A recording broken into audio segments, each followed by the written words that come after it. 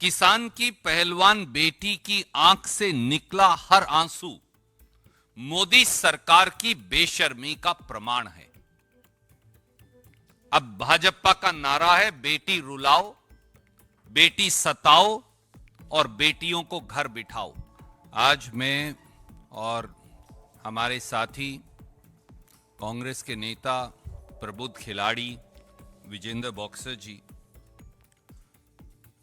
तकलीफ और पीड़ा के माहौल में आपके बीच में उपस्थित हैं।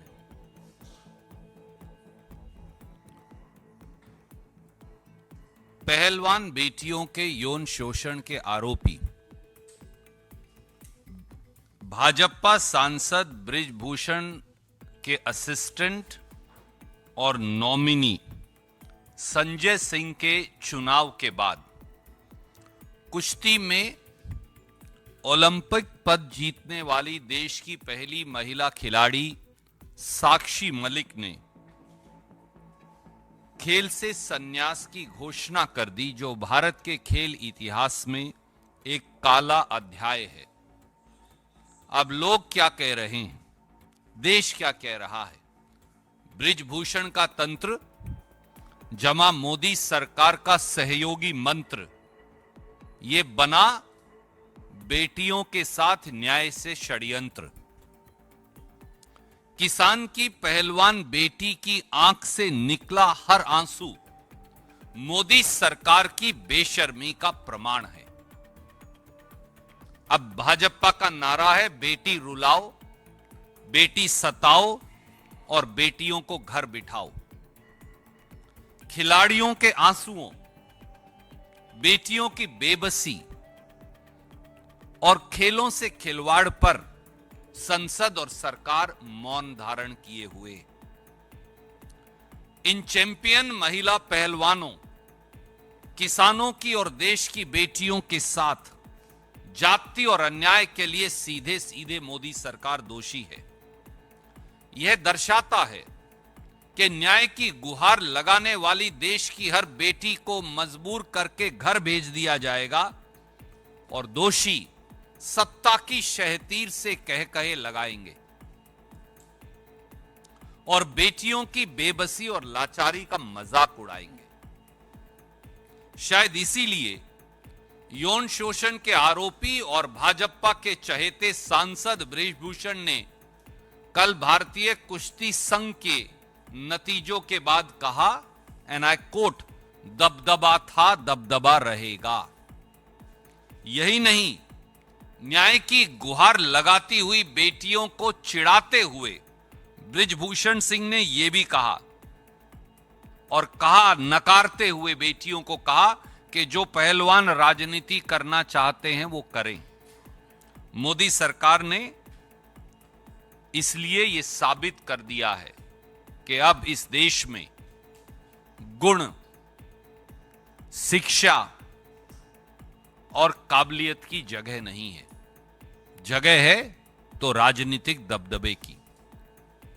देश का दुर्भाग्य है कि रोहतक के मोखरा गांव, हरियाणा के मोखरा गांव में जन्मी हरियाणा के एक साधारण किसान परिवार की बेटी, जो देश के लिए ओलंपिक मेडल, पहली महिला पहलवान बनी ओलंपिक मेडल लाने वाली, वो उसे आज मोदी सरकार के दबदबे ने वापस घर जाने को मजबूर कर दिया है। देश की पहलवान बेटियां, मेरे साथी विजेंद्र सिंह भी बैठे थे उनके साथ, 39 दिन तक जंतर मंतर पर देश की संसद पर दस्तखत देती रही, सिसकती रही, रोती रही, न्याय की गुहार लगाती रही। पर प्रधानमंत्री जी, गृह मंत्री जी और खेल मंत्री जी ने उन्हें न्याय देने की बजाय उनको भाजपा की दिल्ली पुलिस के जूतों से कुचलवाया और सड़कों पर घसीटवाया। यह हाल तब था जब महिला पहलवानों ने खुद न्याय की गुहार देश के प्रधानमंत्री, गृह मंत्री और खेल मंत्री से लगाई थी और आखिर में सुप्रीम कोर्ट जाना पड़ा। सुप्रीम कोर्ट के दखल के बाद एफआईआर तो दर्ज हुई, पर दोषी भाजपा सांसद, भाजपा के चहेते सांसद बृजभूषण को गिरफ्तार नहीं किया गया, वो खुला घूमता रहा। इससे बड़ी राष्ट्रीय शर्म की बात क्या होगी कि पूरी दुनिया में देश का नाम रोशन करने वाली पहलवान बेटियों और पहलवान खिलाड़ियों को अपने मेडल गंगा मैया में बहाने पड़े। कारण केवल इतना कि बृजभूषण सिंह को मोदी सरकार का संरक्षण प्राप्त है। और यह केवल भारतीय कुश्ती संघ नहीं, BCCI, board of control of cricket in India समेत सारे संघों पर, खेल के संघों पर भाजपाई नेताओं का आज कब्जा है। मोदी जी तो कहते हैं कि खेल संघों को राजनीतिक हस्तक्षेप से छुट्टी दिलवा दी, पर सच्चाई इसके विपरीत है। साथियों, क्या मोदी सरकार को इस देश में एक भी महिला खिलाड़ी पहलवान नहीं मिली, कोई एक भी सज्जन व्यक्ति नहीं मिला जो भारतीय कुश्ती संघ का अध्यक्ष बन सकता था, चुना जा सकता था? अगर यही आलम रहा तो इस देश की बेटियां और उनके अभिभावक, उनके माता पिता और परिवार किस पर विश्वास कर अपनी बेटियों को खेलने के लिए भेजेंगे? यह अत्याचार साक्षी मलिक के साथ नहीं, यह अत्याचार विनेश फोगाट के साथ नहीं, यह अत्याचार विजेंदर बॉक्सर और इन जैसे अनेक काबिल खिलाड़ियों के साथ नहीं। यह अत्याचार, इस अत्याचार ने देश की करोड़ों बेटियों की उम्मीद तोड़ दी है और इसके लिए सीधे मोदी सरकार जिम्मेवार है। देश की बेटियों के सवाल ये भी हैं, मोदी सरकार चुप क्यों है? देश की बेटियों के सवाल ये भी हैं, देश की संसद अब किसान की बेटी, पहलवान बेटियों के अपमान पर चुप क्यों है? देश की राष्ट्रपति, जो खुद एक महिला हैं, वो एक शब्द क्यों नहीं बोल रही? देश के प्रधानमंत्री एक शब्द क्यों नहीं बोल रहे?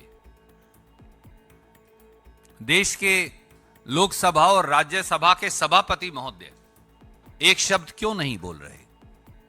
और देश का खेल जगत और उसकी नामी गिरामी हस्तियां वो चुप क्यों हैं? तो क्या मान लिया जाए कि अब इस देश में दबदबा, डर, भय और अन्याय ही न्यू इंडिया का नॉर्मल है?